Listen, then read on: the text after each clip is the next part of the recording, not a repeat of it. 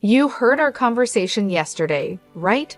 My eldest son and his wife are coming back home for the birth of their child. So I need you to move your stuff out to the yard. Excuse me? You can't have kids anyway. You don't help with my son's work, so the least you could do is make some room. But I'm paying $20,000 in rent. This is getting too tiring to deal with. I live with my mother-in-law, but now she wants me out of the house because my brother-in-law and his wife are returning. My mother-in-law, brother-in-law, his wife, and my husband. This house is full of problems. I've been trying to keep things running smoothly, but it's becoming a hassle to think about it all. I'm done thinking. Okay, I'll leave, but I can't just put my belongings in the yard. I'll come back later to pick them up. You're leaving? Thank you, that's a big help, my mother-in-law said, ignoring my pleas. I started packing my things and left the house. 7 seconds after stepping out the door, I took out my phone and called a junk removal service. Once I stopped thinking, no one could stop my actions. I'm Rachel, a 43-year-old consultant. My husband, Eric, is also 43 and runs 4 restaurants. We're both 43, and people often assume we've been married a long time and have a kid or two, but we're actually newlyweds. We both lived as workaholics and didn't marry until this age. I had given up on marriage just before turning 43, but a random visit to a bar after work changed my mind. Is this your first time here? He asked. Yes, that's right. I had been curious about it for a while, but it was hard for me to go in alone because the place is so stylish. But I worked hard today, so I decided to go in as a reward to myself. I was relieved to find a counter where it was easy for a loner to spend time.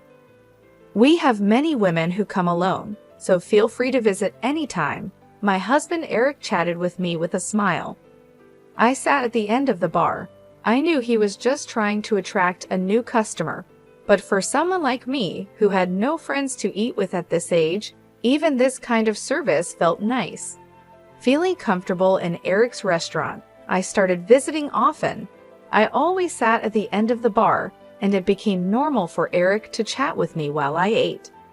What does an consultant do? He asked. I introduce it to companies and do strategic planning. I've worked with restaurants too. Once I suggested a tablet-based ordering system to reduce labor costs and improve efficiency. Oh, the system that's become common? How much does that cost? For a place like this, it would cost about this much, I said, punching numbers into my phone calculator and showing him the screen. No way, that's too much for a small business like mine. Eric shook his head and hands vigorously. Eric was curious and always eager to learn from our conversations. He looked for ways to apply new knowledge to his work. Even though it seemed like just a pleasant conversation, I was slowly drawn to his dedication. Likewise, Eric grew fond of me, seeing that I was hardworking. I'm always busy with work and can't talk much. How about we go out for dinner sometime? Excited about the chance to dine with a restaurateur, I eagerly agreed. I was thrilled to be asked out, but saying something so girlish at nearly 43 would be embarrassing. So let's just leave it at that. My husband didn't just ask me out that one day. He continued to invite me out for meals occasionally. It's natural for adult men and women who frequently dine together to develop a romantic relationship. We started dating, and 3 years later, as we both turned 43, we decided to get married. Feeling shy about being a bride at 43, I asked my husband to skip the wedding ceremony. We just took some photos of us dressed up. After we got married, I moved from my apartment to my husband's house. His house is a 4-story building with a garden and parking, located in a high-end area. The rent is apparently around $2,000. My husband was living there with his mother. Some might think it's unthinkable to live with a mother-in-law right after getting married, but I'm 43, so I didn't mind much. Plus, my mother-in-law is 71, and my father-in-law has passed away, so living together seemed necessary. When my husband suggested living with his mother, I immediately said it was okay. But after starting to live with my mother-in-law, I regretted accepting so quickly. When I moved into my husband's house, besides the bedroom for us, I even got a nice office room for myself. His house seemed too big for just 2 people, with many spare rooms. Once I settled in, I asked my husband, "Why do we need such a big house just for you and your mother?" He replied, "I have a brother 4 years older than me. He left home after college, and we've mostly lost touch.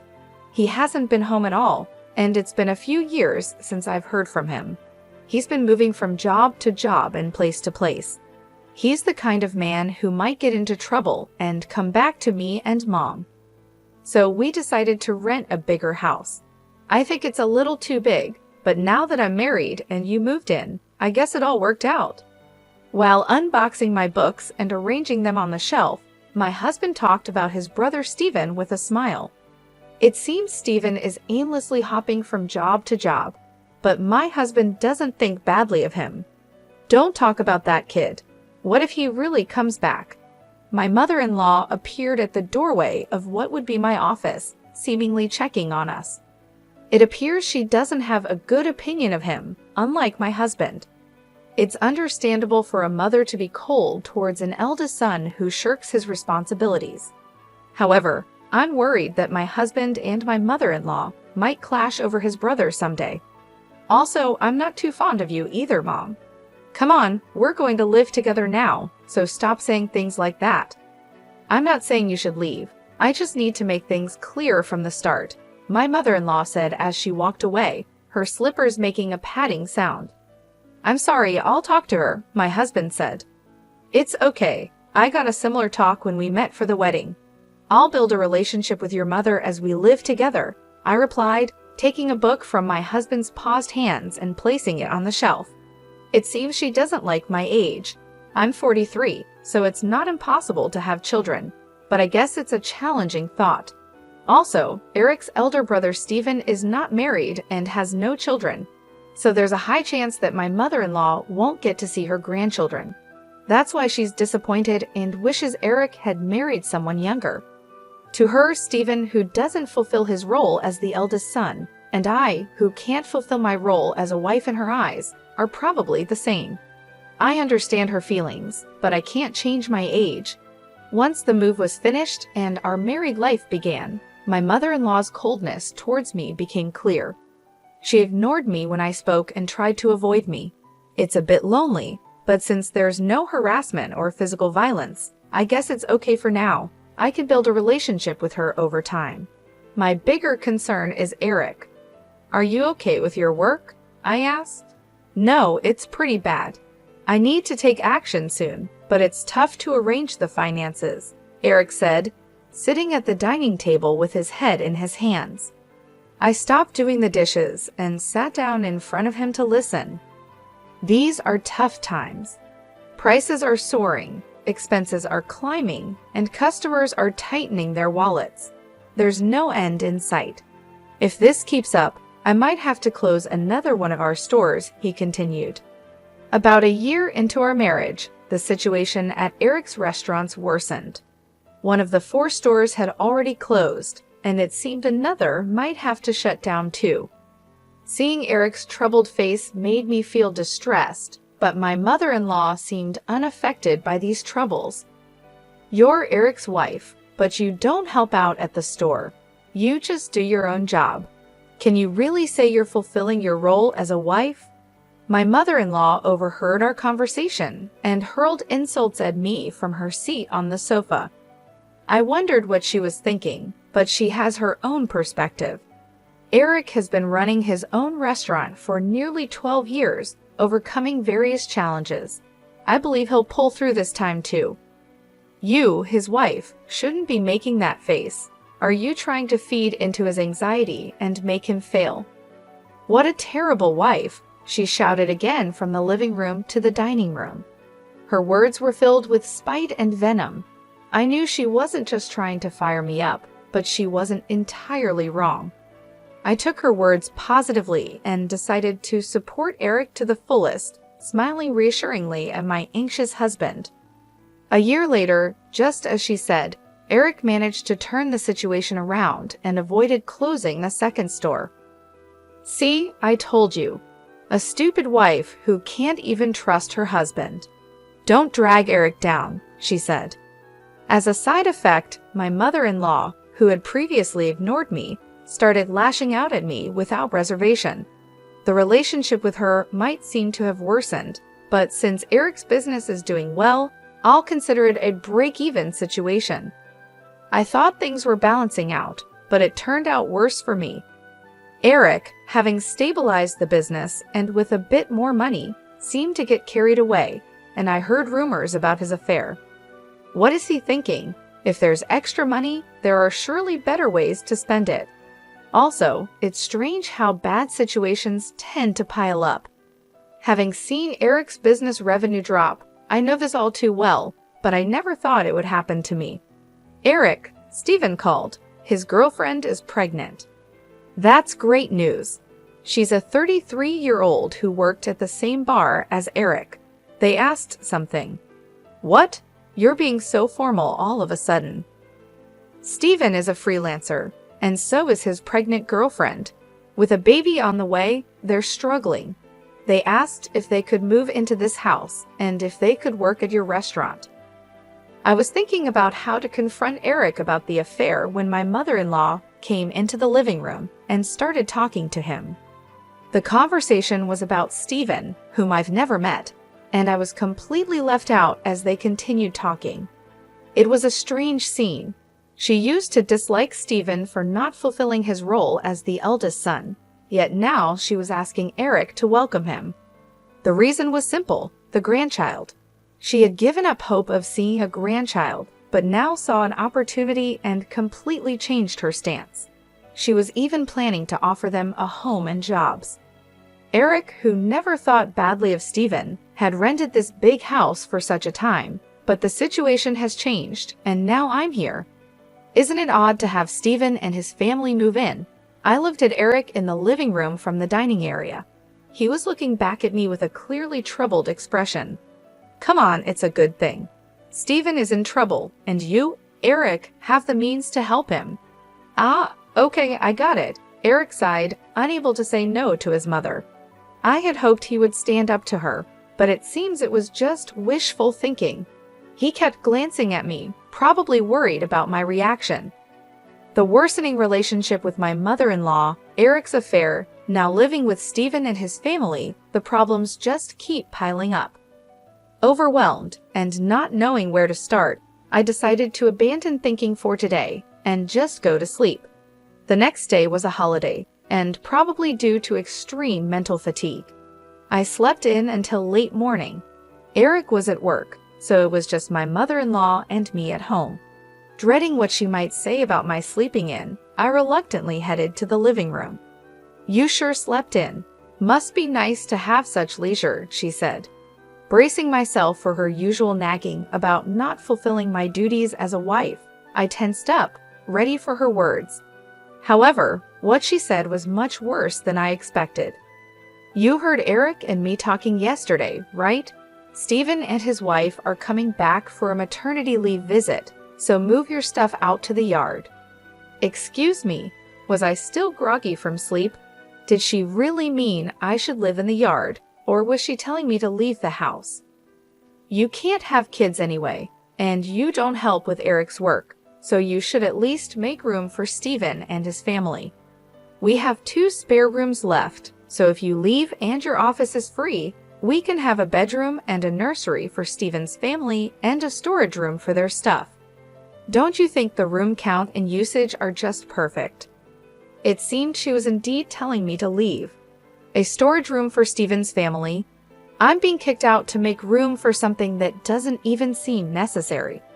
Originally, I was allowed to use the office because there were spare rooms. I don't mind losing the office. A bedroom for Eric and me is enough. Stephen's family can live here without me leaving. Realizing that my mother-in-law now sees no reason for me to be in this house as a wife, since she can see her grandchild, I thought about the $20,000 I was paying in rent. I'm too tired to deal with all this. I decided to clear my mind and rest. Silent with my mother-in-law, the only sound in the living room was the ticking of the clock. Okay, time to leave. After resting my mind, I decided it was too much trouble to worry about what happens to Eric, my mother-in-law, Stephen's family, and their future. I chose to leave the house. Understood, I'll leave. I can't put all my belongings in the yard, so I'll come back later to pick them up. You're leaving? Thank you, that helps, my mother-in-law said, pleased. Ignoring her, I started packing my things and left the house. 7 seconds after stepping out the door, I took out my phone and called a junk removal service. My decision made after stopping my overthinking couldn't be stopped by anyone. Let them all regret this choice later. I left the house. I decided to stay at a hotel for a while. I had called the junk removal service, but they needed some time to prepare. This worked out since I wanted some time too. 3 weeks after leaving, I rented an apartment and started living alone. I haven't heard from Eric since then. He probably thinks I'll come back eventually. The thought of Eric taking the current situation lightly infuriates me. However, today is the day after his restaurant's day off. I expect a call from Eric when he visits the restaurant for lunch prep. Hey, what's going on here? The restaurant is completely empty, just as I thought, Eric called. I could explain over the phone, but it would be more efficient if your mom was there too. I'm heading to the house now. Can you come back? You can't open the restaurant anyway, right? I couldn't help but laugh before hanging up, amused by Eric's reaction. He must be quite shocked. Still chuckling, I started getting ready to leave. When I arrived at the house, my mother-in-law started yelling at me. What on earth is this? The restaurant's fridge, cooking equipment, tables, all the important stuff is gone. You did this, didn't you? Do you think you can get away with this for free? It seems Eric had explained half of the situation. There was an unfamiliar couple in the living room, apparently Stephen and his wife. They looked confused and anxious, not fully grasping the situation and my mother-in-law's extreme anger. Why would you do such a thing? The restaurant can't operate now, my mother-in-law screamed. It's my restaurant, so there shouldn't be a problem with me starting the closing process or having the items I bought disposed of by a junk removal service, right? I replied. Huh? Your restaurant? What are you talking about? My mother-in-law asked. Why don't you explain, Eric? You haven't told your mom, have you? You remember that I still have the main restaurant and the second branch, and the second one was in a financial crisis, right? Yes, of course. You worked hard to turn it around, changing the tables, chairs, signboard, the restaurant's atmosphere, bringing in new cooking equipment, expanding the menu, and replacing the fridge and freezer to accommodate the new menu, right? Well, about that, Rachel actually paid for those expenses. What? What do you mean? Hearing Eric's words, my mother-in-law looked perplexed. She seemed to be trying hard to understand, but probably lacked the full information to grasp everything. Eric continued looking uncomfortable, like he was holding back from saying more, but it was clear this was going nowhere. I decided to explain everything. Before turning 43, I was single and working in it consulting. We didn't have a wedding ceremony, nor did we buy a new house after getting married, so I had saved up quite a bit of money. I lent Eric $400,000 to help turn around his struggling second restaurant branch. $400,000, but you can't just hand over such a large amount of money to your spouse, right? That's why I decided to buy the rights to the second branch and become its owner. I left most of the management to Eric, so there wasn't much for me to do as the owner. The only change was that Eric shifted his focus from the main branch to the second one for its recovery. When Eric's restaurant was in crisis, I showed my concern alongside him. It was when my mother-in-law yelled at me for not showing enough trust in my husband that I decided to support Eric to the fullest. My form of support was giving him the money I had saved during my single years. "Eric, is this true?" she asked. "Yeah, it's true." She said it was okay if I failed and wasted the $400,000. She gave me the money, but since it was such a large amount, if it was going to fail anyway, she suggested becoming the owner. The plan was to pay back the borrowed $400,000 from the restaurant's earnings, but it was simpler for Rachel to become the owner and have the restaurant's income go directly to her. It also meant that she could decide whether to close the restaurant or not. "It's a lie. Can something like that really happen?" my mother-in-law exclaimed. "I understand it's hard to believe hearing this all of a sudden. That's why I brought some evidence. I spread documents like the business license, transfer of rights agreement, and lease agreement on the table, proving that I was the owner of the restaurant." My mother-in-law's face turned red as she confirmed my name on those documents. "Why didn't you say anything about this? You always talked about how you believed in Eric and how the restaurant was recovering, right? Even before we got married, you always encouraged Eric like that. He felt pressured by your words, but tried to live up to your expectations, not wanting to disappoint you as the head of the household. You're pretty cold to people like me and Steven who don't fulfill their roles, right? That's why Eric couldn't tell you he borrowed a large sum of money from me. He could have just told me," she protested. "That's why Eric couldn't speak his mind, because she gets upset easily. People like my mother-in-law often don't realize they're putting pressure on others. They might think it's just a small thing to say, but for the one under pressure, it's a huge burden, not something they can easily talk about. And even if they did speak up, she would likely be disappointed and start complaining." It was essential not to let Eric's spirit break under her constant jabs, especially when the restaurant was finally turning around. That's why I kept quiet too. But I really wished she had refused when Steven and his family were coming back. Probably Eric thought it was work-related and agreed without thinking much. "Mom, Rachel, I'm sorry. This situation is my fault for not being decisive enough. If I had managed the restaurant well from the start, Rachel wouldn't have had to lend her money. And if I wasn't so weak, I could have told you the truth. If Rachel decides to close the restaurant, then that's it." "But what about the part-time workers?" my mother-in-law asked. "Don't worry. In the past 3 weeks, I've already informed everyone about closing the restaurant, and they all understood. For those interested, I've arranged part-time work at other restaurants through my IT consulting contacts." That's a relief. That was my only concern. So everyone was in on this? Rachel showing me an empty restaurant as a surprise, and everyone keeping the closure from me? "Eric, I'm sorry too. I've been pressuring you. And Rachel, I'm sorry for everything up to now. I won't tell you to leave again." My mother-in-law apologized, and it seemed as if everything was resolving nicely. But that's a misunderstanding.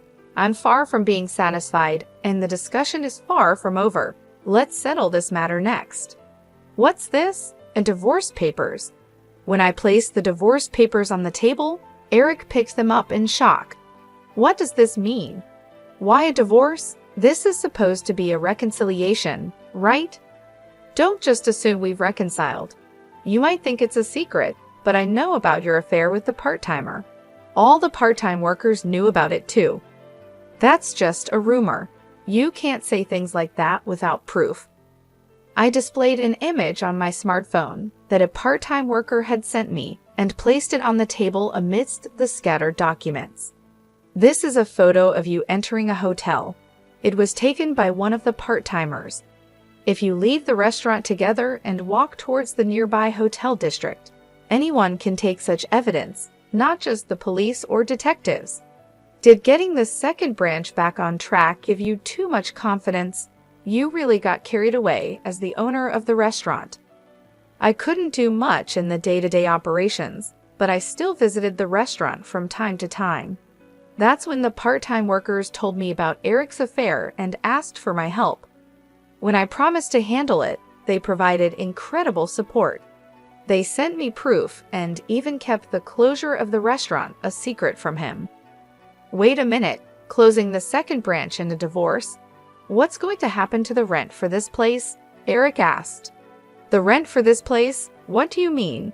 My mother-in-law asked. I haven't mentioned that yet. I've been paying the entire rent of $20,000 a month for this house, I said. Is that also true? She asked Eric. It's true. When the restaurant's revenue started falling, Rachel started paying half of it. But as revenue continued to drop, the amount she had to cover increased. Eventually, she ended up paying it all. $20,000 a month is the same as my salary, so I paid all the rent, and Eric covered other living expenses like food and utilities. So if Eric gets divorced and only has the main restaurant left, obviously living here won't be an option anymore. Eric and my mother-in-law seemed deflated after hearing my words. They slumped as if they had exhausted themselves in a boxing match. Stephen and his wife, now somewhat understanding the situation, hesitantly joined the conversation. What does that mean? We came back here and can't live here? Stephen asked. Wait, Stephen, this is different from what we heard. We thought everything would be fine once we got back home, his wife said. Sorry, Stephen. Right now, I don't have the means to help you with a restaurant or a house. Come on, do something. We're having a baby. At least give me a job. We have enough part-timers. In fact, we need to cut down on staff costs. Eric will work hard, so just wait a bit longer. That's what I'm talking about. Stop saying things like that. Hey, what about my house and job now? Stephen shouted. Eric, my mother-in-law, and Stephen started arguing about their future lives. Stephen's wife, whose name I still didn't know, looked uncomfortably out of place. I had delivered the news about the restaurant's closure and the divorce, so my business here was done. I was tired of constantly trying to smooth things over with Eric and his family, and I refused to live with Stephen and his wife. I didn't care what happened to this house next. They could discuss it amongst themselves. I left the house amidst their shouting. After that, having evidence of the affair, I was able to divorce Eric smoothly. I could have demanded alimony for the affair, but I had a job and didn't need the money. I wanted as little to do with my ex-husband and his family as possible, so I didn't ask for any compensation after our divorce. My ex-husband, Eric, couldn't afford the rent and had to leave the house with his whole family. Financially and emotionally strained, Eric, who had been taking care of his mother, argued that it was actually Stephen's responsibility as the eldest son. But Stephen, who came back without any money, couldn't take care of her. This led to an ugly fight between the brothers about who should take care of their mother. In the end, with no income, Eric had to take her in, but this fight ruined the relationship between the brothers. As a result, Stephen and his wife disappeared again, cutting off all contact. Witnessing the brothers' dispute over her, the mother-child relationship also deteriorated. Now, Eric and his mother are living together reluctantly in a smaller apartment. It's not as spacious as the previous house, and they have to see each other all the time, but they hardly talk, creating an awkward atmosphere in the house. My actions, prompted by thinking ahead, resulted in the breakdown of a family relationship. After the divorce, I first dealt with closing down the restaurant. It was a bit of a hassle, but as the owner, it was my responsibility. However, the fridge, cooking equipment, tables, and chairs I had removed were fairly new, so I managed to sell them at a good price. Adding just a little more money allowed me to finish the restaurant's closure. Though it was a brief period, being a restaurant owner and handling its closure was an experience. I believe these experiences will be useful in my consulting work someday. I guess work suits me better than marriage. Convinced of this, I continue to work hard today.